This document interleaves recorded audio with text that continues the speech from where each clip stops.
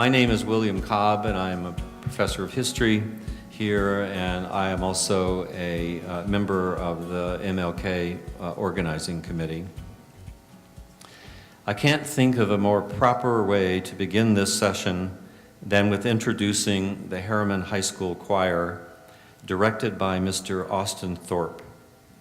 They will now perform a number entitled A City Called Heaven, and with another performance, stay tuned, at the end of the session this morning, entitled True Light. That'll be at the end of the keynote address. So, Mr. Thorpe.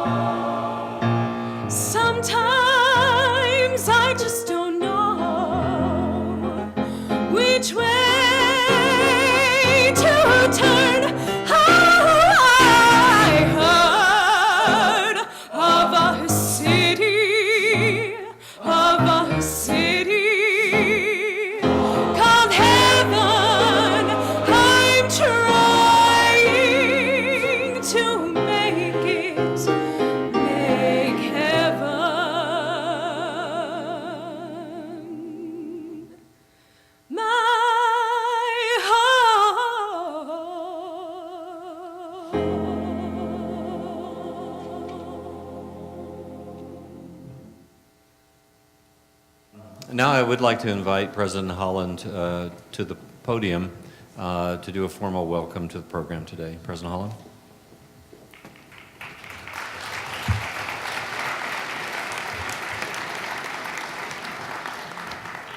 Thank you, Dr. Cobb, and good morning to everybody. I do extend a very warm welcome to all of you, students, faculty, staff, special guests, community visitors. It's a very great treat to have you on our campus today. In the role of Keynote, Dr. Jones follows in some very impressive footsteps. If you'll just take a look at the last page of the program, you'll see who he follows in the wake of here. Julian Bond, former national chair of the NAACP. Andrew Young, former ambassador to the UN. Linda Brown, who was less than 10 years old when a U.S. Supreme Court put her at the center of a national legal battle over the integration in public schools. Dolores Herrera, a co-founder of the National Farm Workers Association. Morris Dees, co-founder of the Southern Poverty Law Center. Yolanda King, eldest child of Martin and Coretta Scott King, and Elizabeth Eckford, a high school student and one of the Little Rock Nine, attempting to integrate Little Rock Central High School in the fall of 1957.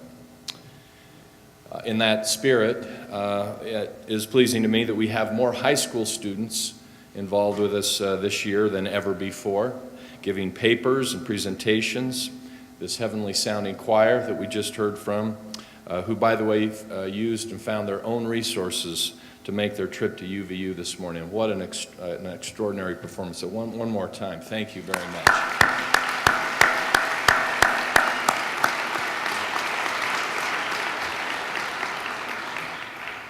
They're accompanied by one of their teachers, Mr. Robert Lister, who is a history graduate of UVU, we're proud to say. So we do give a special welcome to all of our younger high school students. I wish to commend our organizers of this event who make a yeoman's effort every single year that we put this on, raising funds, searching for a theme and a keynote, assembling students, staff, and faculty to produce and present papers. The event has grown from a partial day in the mid-90s to now 4 days. What is unique and yet at UVU typical about the commemoration is the shared commitment of so many academic departments, of administration, of staff and faculty working side by side with energy, commitment and goodwill, and especially the students who mobilize and make financial commitments and devote the many hours necessary to make this happen. They are truly the backbone of this yearly event. I think we're offering an extraordinary offering of events this year, from a free screening of the classic film To Kill a Mockingbird to nearly 20 panels on subjects as varied as international scholars discussing Martin Luther King and human rights in the Cold War context behind the Iron Curtain, to the expression of civil rights themes through the dance choreography of Alvin Ailey, to a variety of economic, political, religious, and social issues that strike at the heart of fairness for all. And tonight we open a university production of Arthur Miller's play about the Salem witch trials of 1962, which is at the same time an allegory of the human rights abuses during the second Red Scare period of the 1940s and 1950s, entitled The Crucible. And for the second year, student presentations will be judged for prizes by other students. The idea of peer-reviewed worked effectively last year, and it also more fully engages the students in not only the presentations, but the adjudication process as well. Let me interject here on a slightly more personal and informal note. How fortunate we are actually to be here to hear from Dr. Jones. I mean that quite literally. He came by my office at 9 o'clock this morning, and he and I started to talk. And I was sorely tempted to keep him there the rest of the morning and selfishly just indulge in questions and dialogue with this great man. I think some of you may know my own scholarly background traces ideals of Christian charity in the American political tradition. And the thrust of my work starts in the early period of America, from the Puritans up through Lincoln. But if there is a sequel to that work, it culminates in the I Have a Dream speech of Dr. Martin Luther King, where those ideals of Christian charity are intensely fused with the ideals and aspirations of the Founding Fathers and our civil democratic republic.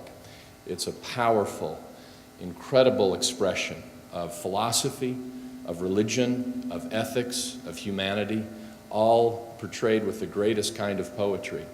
And Dr. Jones was part of that process in producing that, and so many of the other classic works of Dr. King. So it's more than just institutional pride and interest that I feel today. It's an intense personal interest and appreciation for Dr. Jones, his contribution, what he's offered along with his great work and collaboration with the late Dr. King. It's my honor to extend a welcome to not only all of you, but to him for this fantastic event. Thank you very much.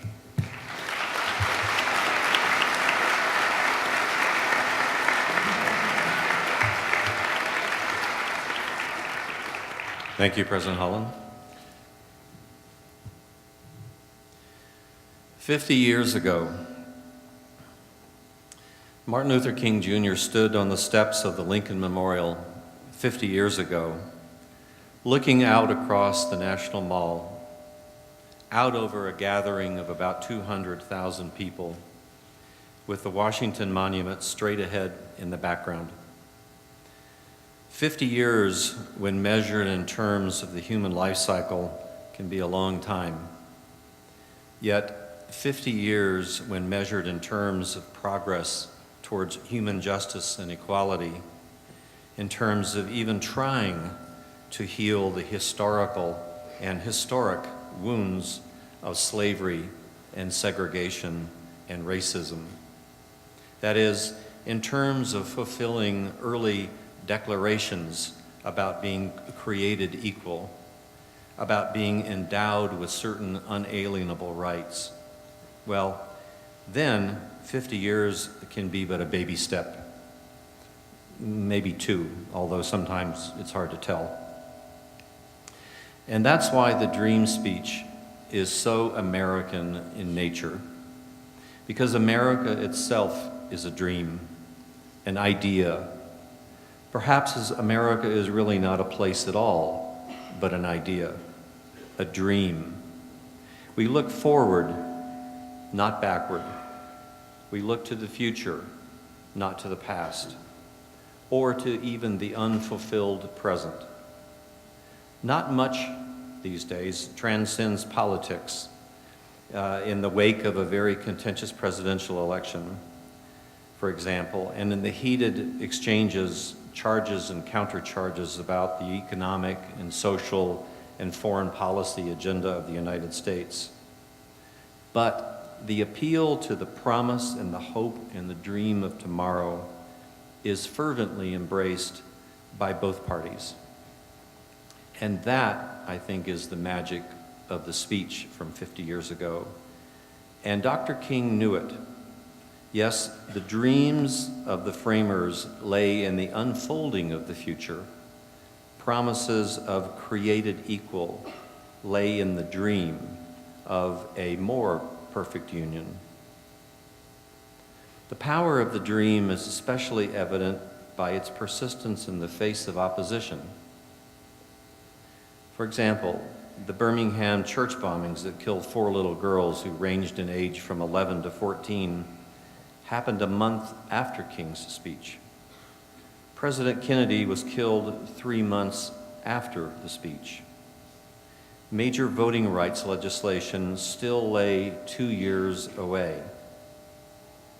Social movements became more confrontational and more radical and more violent in the years after the March on Washington, to the point where some of the factions were almost unrecognizable to Dr. King by 1968.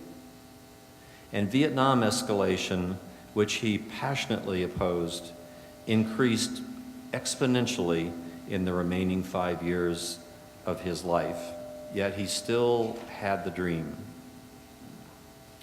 For President Obama, the dream was characterized in his inaugural address as a journey.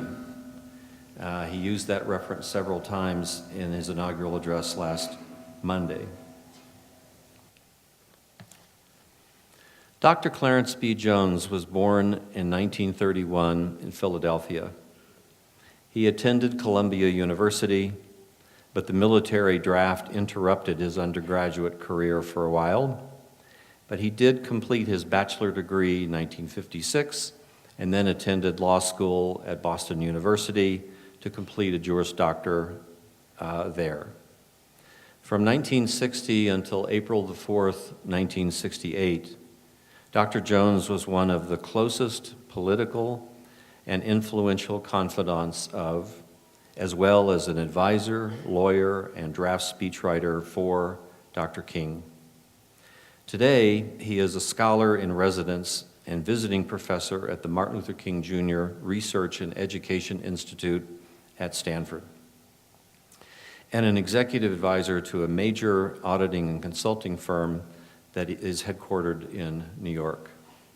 Most recently, he was named the University of San Francisco's first ever diversity scholar, where he teaches a fascinating course entitled From Slavery to Obama.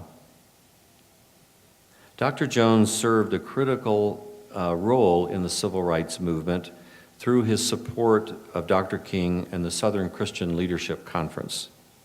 He is the recipient of numerous awards and citations, including a White House letter of commendation awarded to him by President Clinton for his work in Birmingham in 1963, the Isaiah Award from the American Jewish Congress in 2006, and the Silver Shingle Award for Distinguished Public Service from the Alumni Association of Boston University School of Law. Clarence Jones is the author of What Would Martin Say? Copyright 2008. This book is about Dr. King and how he would respond to contemporary civil and human rights issues such as immigration, anti-Semitism, affirmative action. He's also the author of Behind the Dream, The Making of the Speech That Transformed a Nation, copyright 2011. In the words of New York City Mayor Michael Bloomberg, commenting on the book, he said, Reverend Martin Luther King changed the course of American history by challenging and inspiring the country to confront injustice and to live up to its founding ideals. The words that he spoke at the Lincoln Memorial in August of 1963 will forever be immortalized for their beauty and power, and they will forever echo in the soul of American life. Dr. Jones and the co-writer helped to capture that fascinating story behind this historic moment, shedding new light on a speech that ushered in a new dawn for the nation. And now, ladies and gentlemen, it is an honor for me and the university and the community, and a tribute to all of the work done by the MLK Committee, to now welcome Dr. Clarence B. Jones.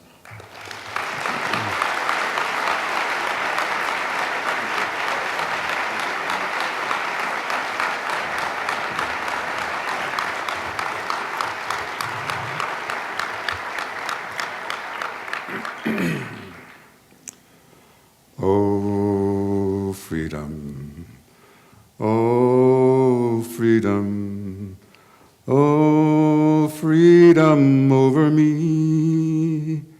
And before I'll be a slave, I'll be buried in my grave and go home to my Lord and be free. We shall not be moved. We shall not be removed, just like a tree that's standing by the water. We shall not be moved. This little light of mine, I'm gonna let it shine. Oh, this little light of mine, I'm gonna let it shine. This little light of mine, I'm gonna let it shine. Let it shine, let it shine, let it shine. Those were just a few of the words from songs that captured the courage and commitment, and indeed nourished the soul of all of us who worked in the civil rights movement. The legacy of Martin Luther King Jr. rests on a simple tripod of nonviolence against militarism, racial equality, and against poverty. or for the elimination of poverty.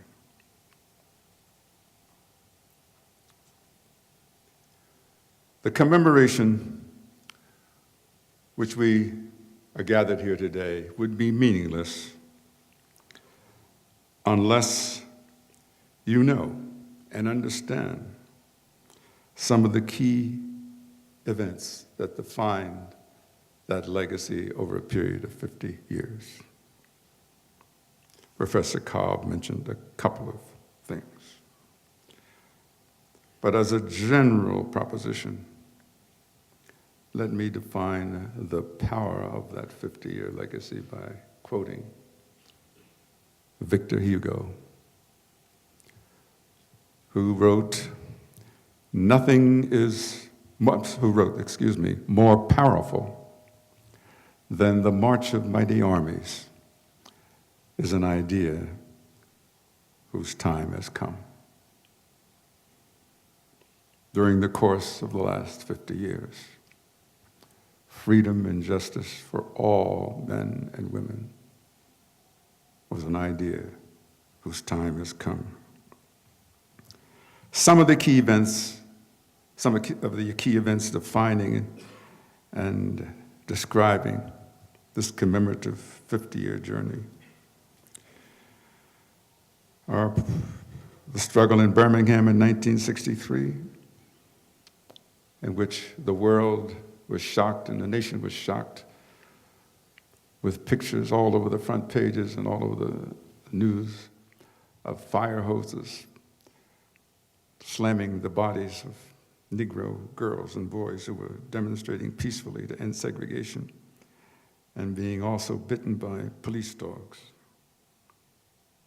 Also, part of that commemorative legacy involves the assassination on June 12, 1963, of Medgar Evers in his driveway. It involves a speech of which I will quote later that Dr. King made on June 23, 1963, in Cobalt Hall, Detroit, and when he actually used the "I have a dream" phrase before he used it in the March on Washington. And then there was a March on Washington itself, the congregation of some more than 250,000 people, approximately 25% of whom were white. And then, as Professor Cobb mentioned, less than 30 days after the March on Washington on September 15th in the 16th Street Baptist Church, Addie Mae Collins, Denise McLear, Cynthia Wesley, and Carol Robertson lost their lives as they were attending the 16th Street Baptist Church when they were dynamited to death. August 1964, the nation was shocked when two white boys from New York went down to work with a young local worker in Mississippi, James Chaney, to assist in voter registration, and their bodies were recovered. Chaney, Goodman, and Schwerner,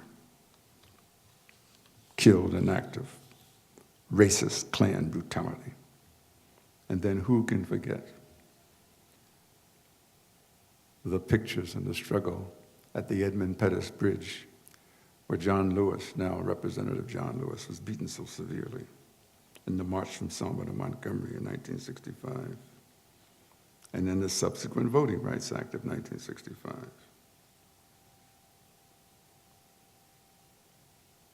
The two presidential campaigns of Reverend Jesse Jackson, the founding in 1971 of the Congressional Black Caucus, the assassination of Dr. King and Malcolm X and Robert Kennedy, the Vietnam War. These are just some of the things, some of the milestones during this 50-year journey. On June 23rd, 1963, at Cobalt Hall in Detroit, I'm going to read from you excerpts from an actual speech that Dr. King made after the Birmingham the events in Birmingham in April, and before, just 3 months before, the March on Washington. And this is Dr. King speaking.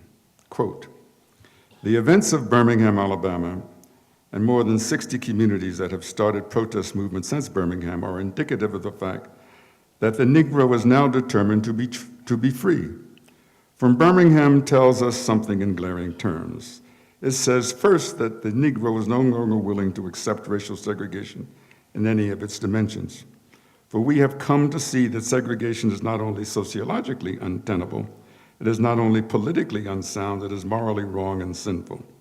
Segregation is a cancer in the body politic which must be removed before our democratic health can be realized. Segregation is wrong because it is nothing but a new form of slavery covered up with certain niceties of complexity. Segregation is wrong because it is a system of adultery perpetrated by an illicit intercourse between injustice and immorality.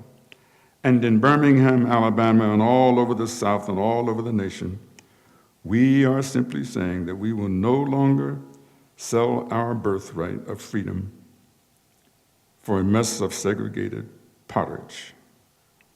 In a real sense, we are through with segregation now, henceforth, and forevermore." And then he goes on to say,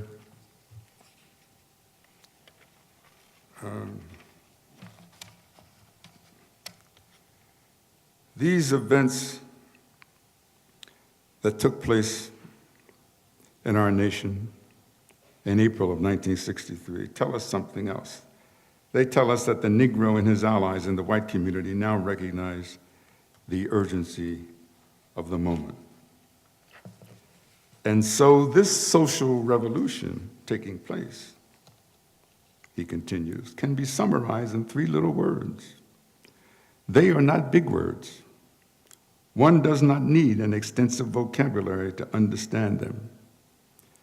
They are the words all, here, and now. We want all our rights. We want them here, and we want them now. Close quote.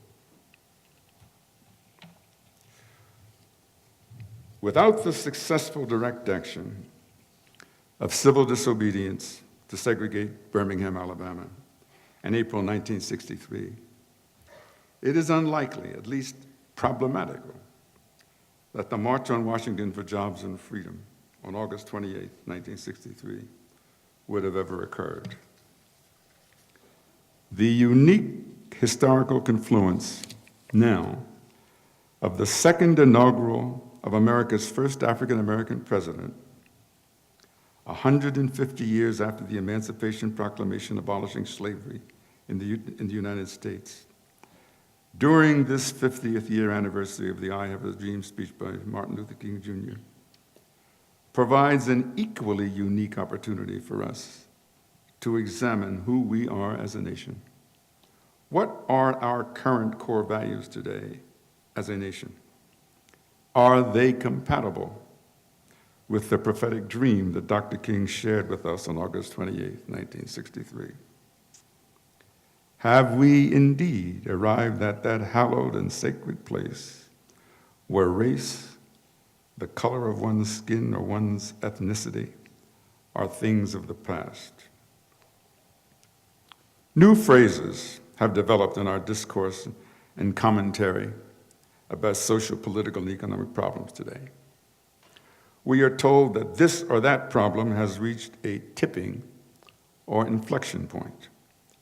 Presumably, this means that whatever has cumulatively occurred on issues such as the national debt, income disparity, and polarization between our 2 parties in Congress, deaths by gun violence or Iran's nuclear programs, etc.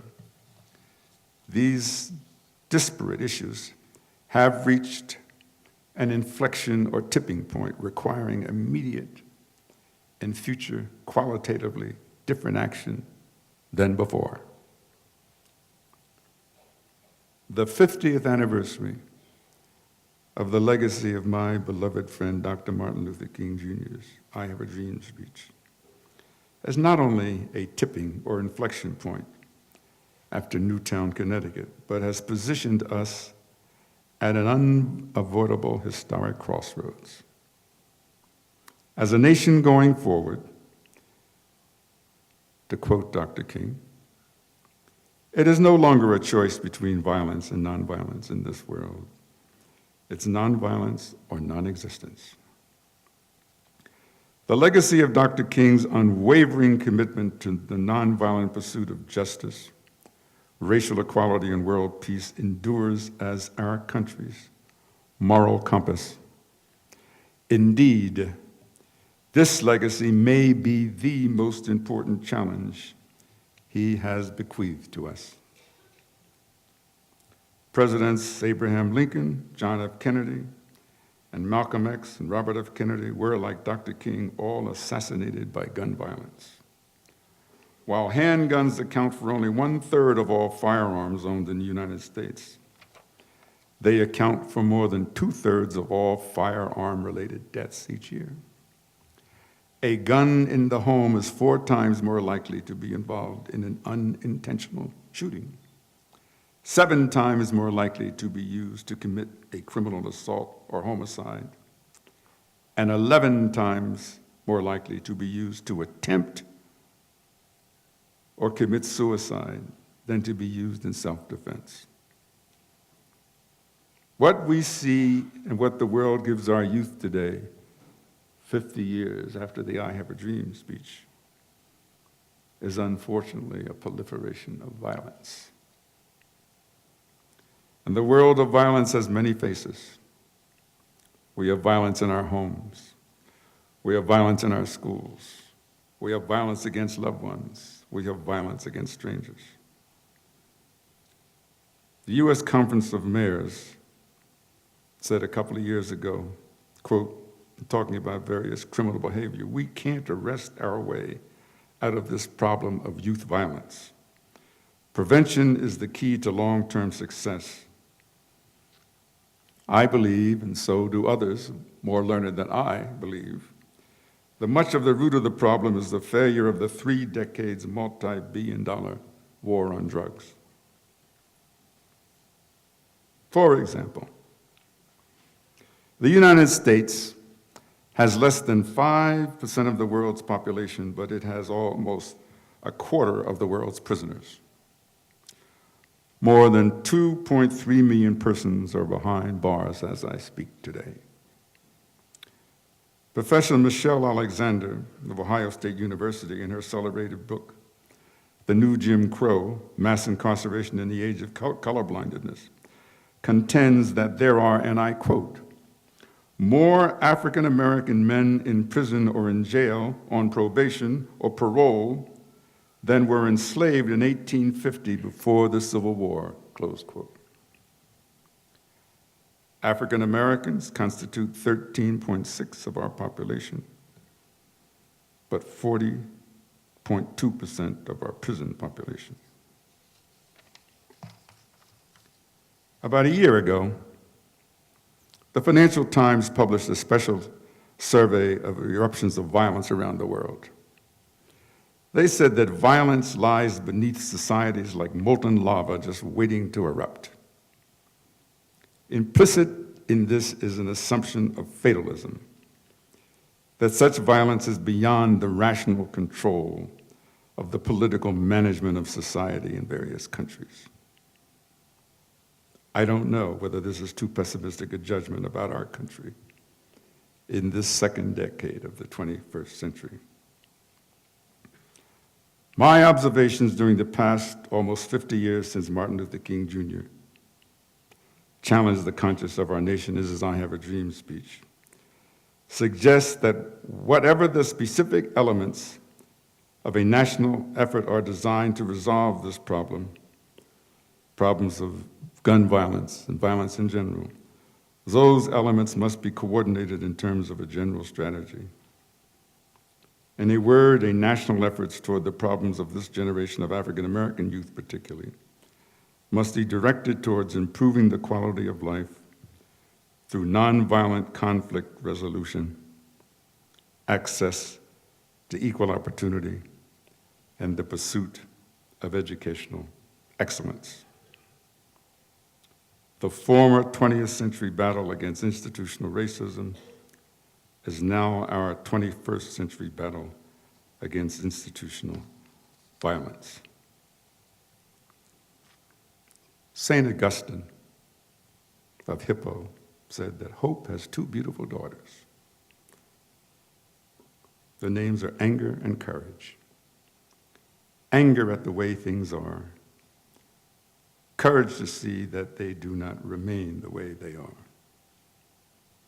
Dr. King reminds us, and I quote, "Goodness rarely rides in on the wheels of inevitability. It takes caring, concerned, committed people fighting evil and injustice to jumpstart the rolling of the wheels of injustice." I met Dr. King in 1960, in February of 1960. I was 29 years old. I met him after having served in the United States military during the Korean War. I was living in Southern California, beginning to start what I thought would be a practice of law in intellectual property and entertainment. Dr. King was indicted by the state of Alabama for tax evasion and lying on his income state tax return. He was represented by 4 very able lawyers. The chief defense counsel was a person by the name of Judge Hubert Delaney. And Hubert Delaney knew me very well and indeed had recommended me to Boston University Law School. And he had 3 other lawyers, 2 of whom they were all African American, 2 of whom were tax lawyers from Chicago, and a local lawyer in Montgomery, Alabama, by the name of Fred Gray. One Thursday evening, Judge Delaney called me and he says, "Clarence, Dr. King, you know, that Baptist minister, he has been indicted by the state of Alabama, and we are coordinating the defense of his case. And I can think of nobody better that I'd like to have as a law clerk to come and coordinate and work with us." So I listened to him. The bottom line is that it required me, if I were going to provide any assistance, it required me to leave my home and go and work in Montgomery, Alabama for 6 weeks. And I could not do that, or I would not do that. He was not pleased with me, and it was very difficult for me to say no to the judge. The next morning I get a call, it's Friday morning, and he says, "Clarence, you know, during the time of our conversation last night, I did not know it, but Dr. King is actually in the air now. He's on his way to Los Angeles because he has a speaking engagement on Saturday at the World Public Affairs Council, and he's going to be the guest speaker at the Baptist Church there on Sunday. And I had recommended that as soon as he lands, the very first thing he does is get in touch with you and come visit you." And I'm thinking to myself, this doesn't make sense, but I guess the judge believes that if Dr. King comes to see me, it's going to make a difference. And by the way, I should say, at this time, in 1960, Dr. King was, in classic terms, a celebrity. He'd been on the front page of Life magazine, then Look magazine, and Time magazine. Now, my wife, who is now deceased, when she learned that Dr. King was coming, you would have thought in classic 213 terms that an amalgamation of Michael Jackson, Denzel Washington, George Clooney, and the greatest celebrity of all time is going to walk through our house. Anyway, Friday night, bell rings, Dr. King. There are 2 men at the door. Open the door. One gentleman introduces himself. He says, "My name is Martin King." The other gentleman, he says, "This is Reverend Bernard Lee. They come into my home." And I said, "Yes, Dr. King. Dr. Judge Delaney said that you would be coming." We sat down. And we go, my wife had prepared some little snacks, and we sit down at the coffee table in my living room. And he gets right down to the point. He says, "You know, Mr. Jones, we have lots of white lawyers who assist us, but what we need are young Negro professionals, young lawyers who can help our movement as we're struggling for freedom in the South." And he was very eloquent and passionate about the need. And I said, you know, Dr. King, I understand what you're saying. And as I said to Judge Delaney, I would be delighted to help you, and I'll do whatever I can, but I simply cannot go to Montgomery, Alabama. So he leaves. This is the shorthanded version. If you want to find the longhanded version, you can read it in the first chapter of my book, What Would Martin Say? It gives you a more detail, but he leaves, and then what I will tell you is that my wife turns to me and she says, what do you think you're doing that's so important that you can't help this man that came all this distance to see you? And I said, hold on, Ann, that's what his name was, Ann. I said, that's not fair. He had a speaking engagement.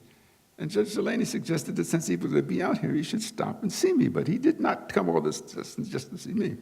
And besides, just because some Negro preacher got his hand caught in a cookie jar stealing, that's not my problem. And she said, I don't believe you. She says, that's the way I feel. So in the book, I said that was a cold night in the Jones household that night. Next morning, Saturday morning, this time I got another call, only this time it's from the voice on the other end of the line was just dripping in saccharine sweetness. Mr. Jones? Yes. My name is Dora McDonald. I am Dr. King's personal secretary. And you know, Mr. Jones, he enjoyed so much his visit with you and Mrs. Jones. But you know, Mr. Jones, he forgot to invite you and Mrs. Jones to be his guest at church he's going to be speaking on Sunday, and so he would very much like you to attend. So I took down the information. I told my wife verbatim exactly what the telephone message was. Again, she was in this attack dog mode. She says, well, you may not be going to Montgomery, but you're going to that church. So I said, well, it's an invitation to both of us. She was about 7.5 months pregnant, and she didn't want to go. Anyway, I go to the church. Baptist Church in Baldwin Hills. Baldwin Hills, then, still today, but particularly then, it was like the community of the black bourgeoisie, the black intellectuals. If you were anybody and you were a Negro at the time, you were successful and you could afford it. It was the equivalent of the black Bel Air of Beverly Hills. To go into the church, he's introduced by the resident pastor, and Dr. King gets up and he says, ladies and gentlemen, the text of my sermon today is a role and responsibility of the Negro professional to aid our less fortunate brothers and sisters in the South. So I'm thinking to myself, this is one smart dude. Because he came right to the right place where this is the place of profession. And then I had never heard Dr. King speak before. No, you know, I'm in law school from 56 to 1959. I had no time to listen to no Negro preacher. I'm working hard. I didn't know what, I'd never seen him. I saw him in pictures and so forth, but I never. Anyway, he repeated what he said around the coffee table, only with much more texture and detail and much more color. It was mesmerizing. I had never seen any person with a human voice speak that way before. It was overpowering eloquence.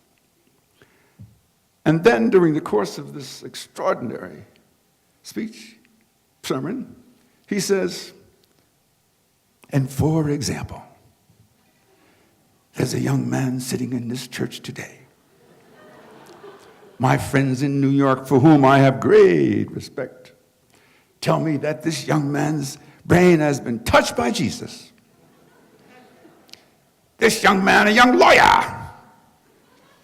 They tell me that when this young man goes into the law library and does any bit of legal research on any problem, he goes all the way back to the time of 1066, and William the Conqueror and the Magna Carta. And I'm thinking to myself, well, this dude is a preacher. How does he know that much about law? And then he continues, but my friends in New York, for whom I have great respect, tell me that when this young man finds what he's looking for in the law library and writes it down, the words are so compelling they just jump off the page. So I'm thinking to myself, he's not looking at me. I could not even think he's talking about me. But I'm thinking to myself, I've only been in Los Angeles 7 months, that whoever this young man is, I'm still in the networking mode. After this sermon is over, I'm going to meet this young man, find out who he is, because I need to hook up with him, because he may be able to do something for me. And then he dropped the bomb. He says, I hit it. I visited with this young man in his home the other day, and I said, oh, Lord, to myself.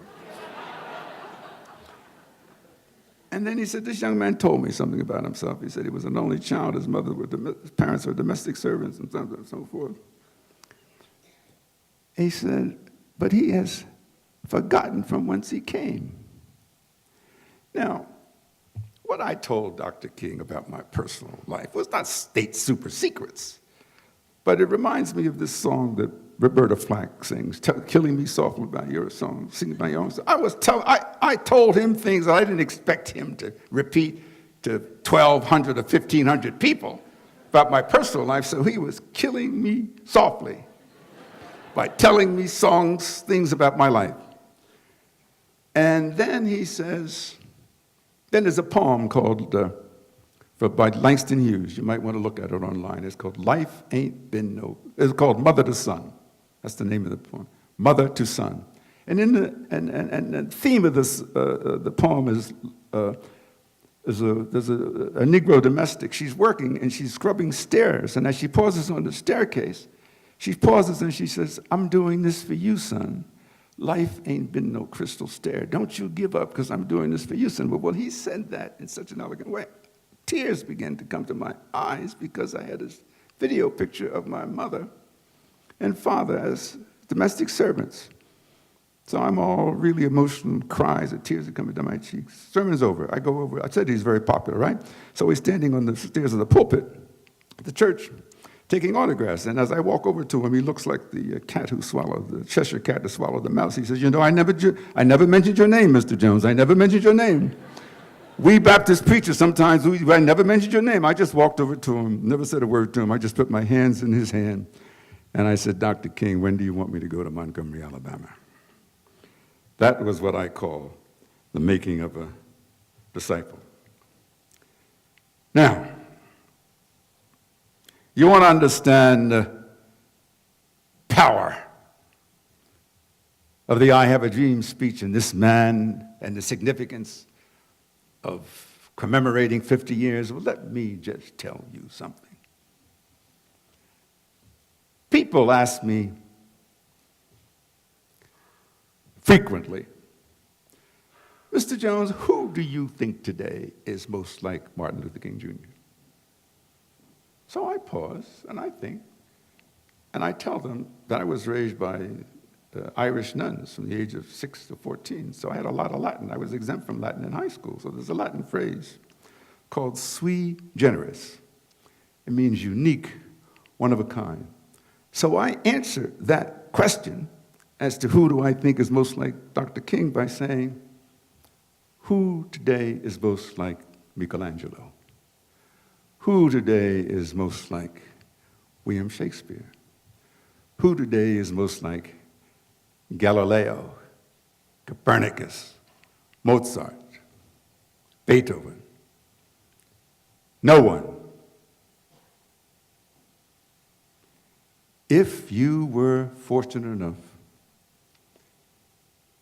to be alive from May 1956 to April 4th, 1968, and you went outside at midnight and looked up at the midnight sky and saw in the sky a shooting star brighter with such incandescent brightness than you had ever seen before, and brighter than any other star in the heavens as it was shooting across the heavens. What you saw was Martin Luther King Jr. We will never, ever, ever, ever, ever see that shooting star again. Now,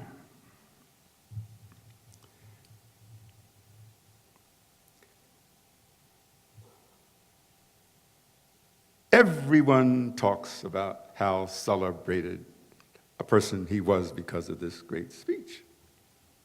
And by the way, just for some factual historical accuracy, I sometimes hear a shorthand description that Dr. Jones wrote the I Have a Dream speech. No, I did not write the I Have a Dream speech. What I did was that the night before and 2 weeks before, we had talked about what he was going to talk about. And I had prepared a draft, yellow pages. I had written out a draft of maybe 13 or 14 paragraphs of what I thought he might consider using for the text of his speech.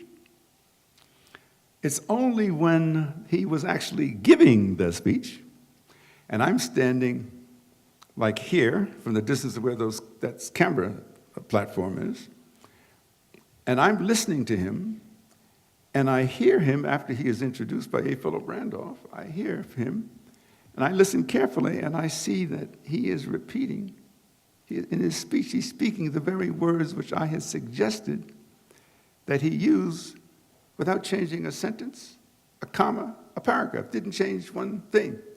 But the text which I gave him to consider using, which he did use for the first 6 and 7 paragraphs, was merely a summary of what we had talked about for 2 weeks, in which we had really sort of came to a culmination on the evening of August 27th. So it was not new to him, and I think he probably just decided, well, this is what we talked about anyway, and anyway, I guess it reads so good, why should I have to change it? And then then he added his own material as he continued to speak.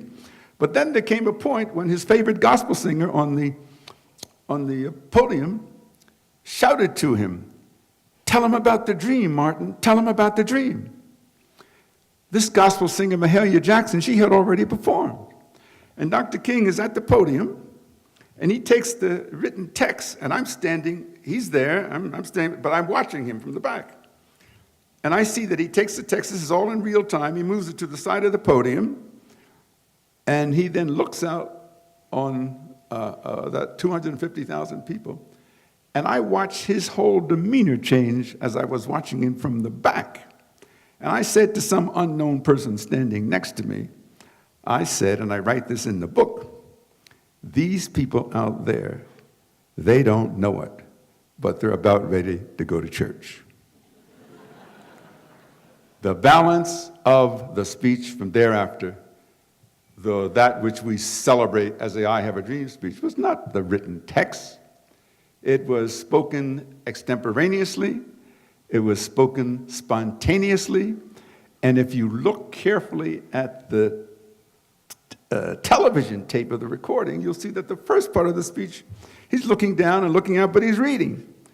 But there comes a point where he doesn't look down at the text anymore. He doesn't look down at the text, except when he gets to the end, when he's looking down, and he's when it quotes this poet from this great Negro preacher, Free at Last. He looks down, but he doesn't. But it's all extemporaneous.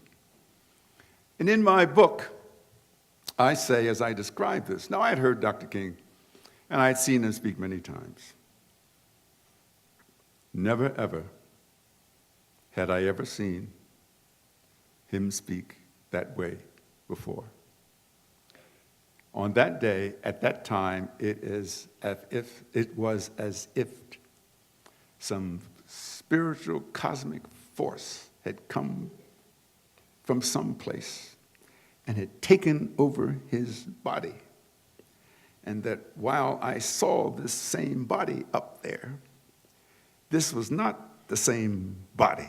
Or was the same body, but there was something that this body was saying through his mouth that I had never seen, heard before. It was so extraordinary.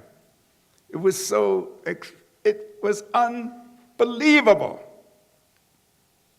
I was mesmerized by seeing him preach in the Baptist church for the first time, but this was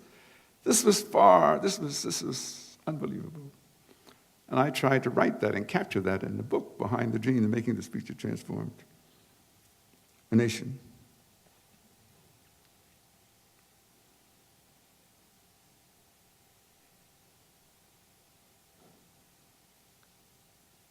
As a matter of historical fact,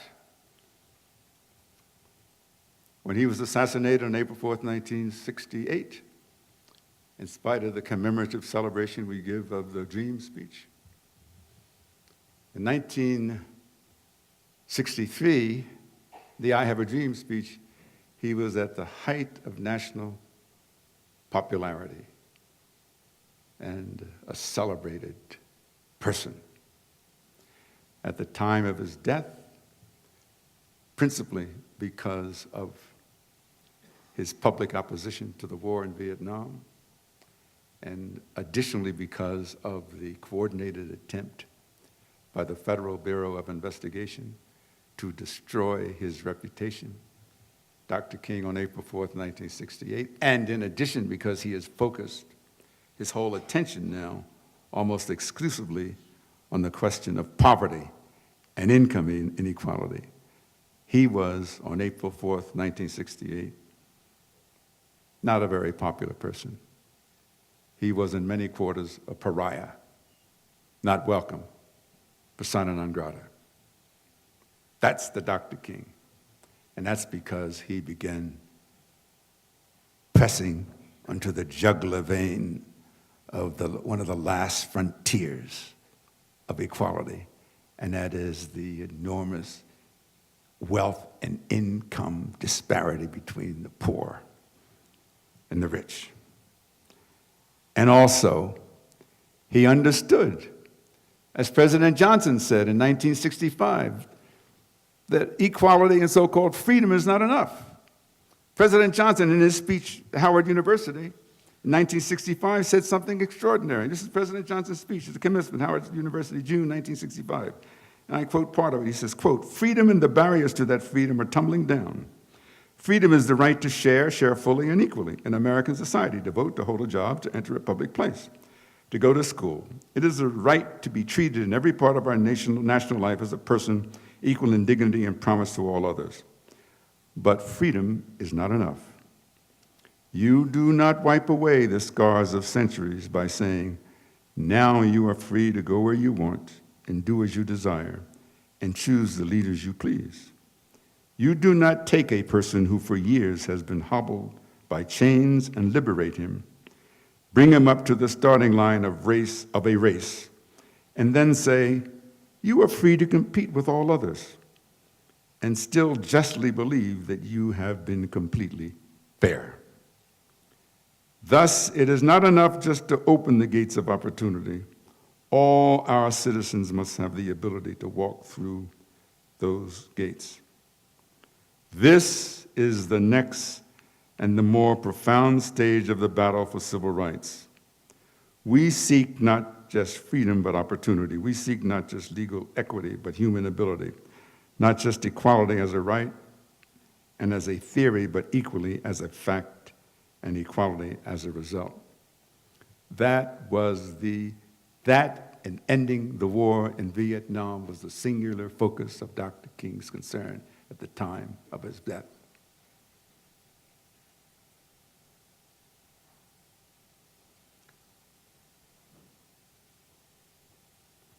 He wrote a letter in response to a full-page ad that 8 white clergymen had posted in a full-page ad in the Birmingham Herald in Birmingham, April '63. In effect, the ad said, we wouldn't have any racial problem in Birmingham if you were outside or you're meddling and so forth. Everything would be fine.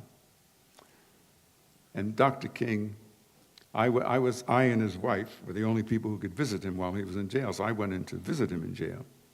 When I went in to visit him in jail, my principal concern was I needed to get some advice from him on how we're going to raise bail money to bail all these kids out who had followed him into jail, followed him in the demonstration. And he was almost dismissive of me, although he had great affection and love and respect for me. He says, Clarence, have you seen this? So I said, what is this? And he shows me the ad from the Birmingham Herald. I said, well, Martin, that may be a major issue, but we have a more serious problem. I've been in touch with Harry Belafonte, and the parents are screaming, we got to get these kids out of jail. We don't have the bail money. And he says, well, that's something you and Harry Belafonte are going to have to solve. And he said, I want you, when you go out, take this out and give it to Dora to type, his personal secretary, and then when you come back to see me this afternoon, bring me some paper. So that's what I did over the course of 2 or 3 days. I would go to visit him in jail, take what he wrote out, and then bring him in and that's how the letter from the Birmingham jail was created. I commend you to read that letter. I commend you to read that letter. It is probably the most powerful, poignant bit of political, religious literature in the 20th century. Powerful. So, we want to commemorate the legacy of Martin Luther King Jr. Well, for starters, it's going to require a fundamental rethinking of America's anti-poverty policy. That's what it's going to require. The Occupy Wall Street movement was not accidental. It was a reflection of the pathos and anguish that a number of people felt. And interestingly enough, it wasn't about black inequality only. It was about across-the-board inequality. The best way to commemorate the legacy and memory of Martin Luther King Jr. is to make a commitment this day, here and now, that without qualification or condition, that you will do everything in your power to not only personally commit yourselves, but to get your neighbor to commit themselves, and to get your government and the nation to commit itself to the pursuit of nonviolent resolution of inevitable conflicts that will occur. The choice of violence with the use of a gun is not a rational option in our society. It is not a question of Second Amendment rights. It's a question of fundamental biblical moral rights. Forget about the NRA. It's not the Second Amendment. It's the simple question of either it's morally right or morally wrong. There is no in between. We adults, and some of you students who are younger but who are moving up into a greater level of responsibility, we are collectively trustees of the most precious asset we have. And the most precious asset we have collectively is our children. If you get to learn anything about trust, if you go to law school, some of you are lawyers, you will know in business, the principal first obligation of a trustee is to protect and preserve the asset of the trust so that it doesn't become wasted and squandered and harmed. We have an obligation to protect and save our children. So when I read in the New York Times the plaintiff comment of a parent at Newtown, Connecticut, and this parent says, "What have we become as a nation? They are killing our babies. We are better than that." The legacy of that extraordinary man, Martin Luther King Jr., by the way, the Reverend Dr. Martin Luther King Jr., who was a minister of the gospel first and foremost, rather than a civil rights leader. Commemorating his legacy requires that we leave no stone unturned and say that we are going to lay down the instruments of violence. We have to. In his words, it's nonviolence or non-existence.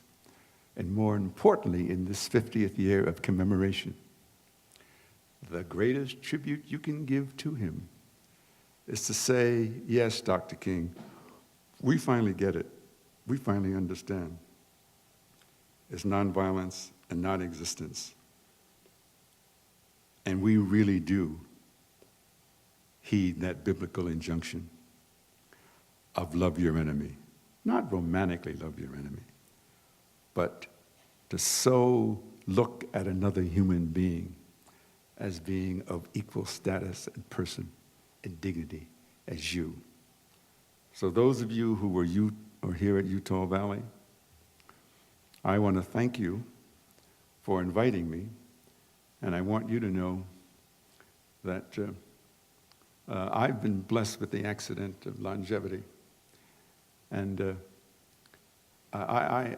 if I don't have to travel, I don't really like to travel. But when it comes to matters of Martin Luther King Jr., I feel I have no choice because he is not here to speak. And if he were alive and not assassinated at the age of 39, and if he had in fact lived to the age of 84 on last week on the January 15th, he would be here speaking to you just as I am speaking to you. But he is not here, so therefore, he is saying to me 24/7, Clarence, you have been blessed fortuitously with the accident of longevity. You are 82 years old, my young brother and friend, and I expect you to speak when I am no longer able to speak, even if it means leaving the comfortable warmth of California and 70 degrees and coming to the uncomfortable temperature of Utah Valley. God bless you. Thank you.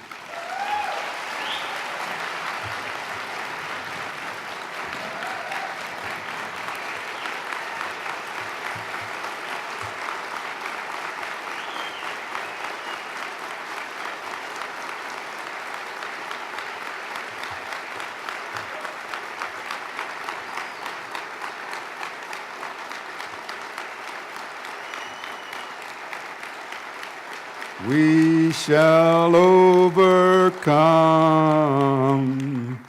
We shall overcome.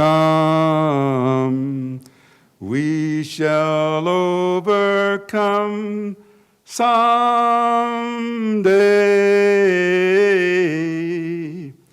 Deep in my heart, I do believe we shall overcome someday.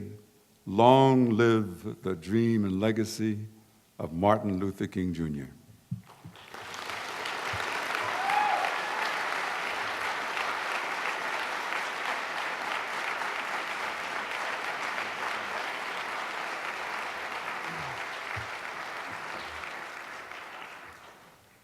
Thank you, Dr. Jones. That was so inspiring, so moving. Now I'd like to ask the choir, would you all please return to the risers? We have one more number from the Harriman High School Choir entitled True Light, under the direction of Mr. Thorpe.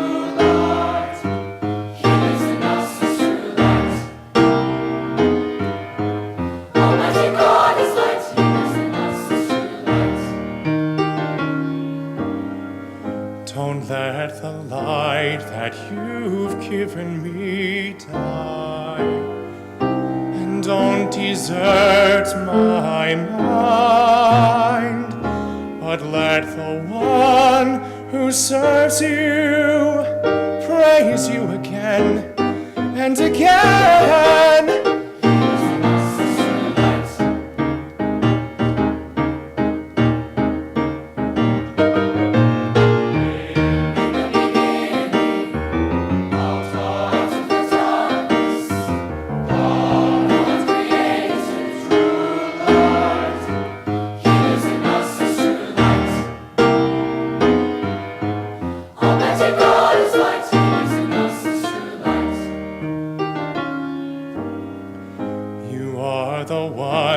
Judges right from wrong. Your glory excites no envy, but let the one who serves you praise you again and again. He is in us as true light.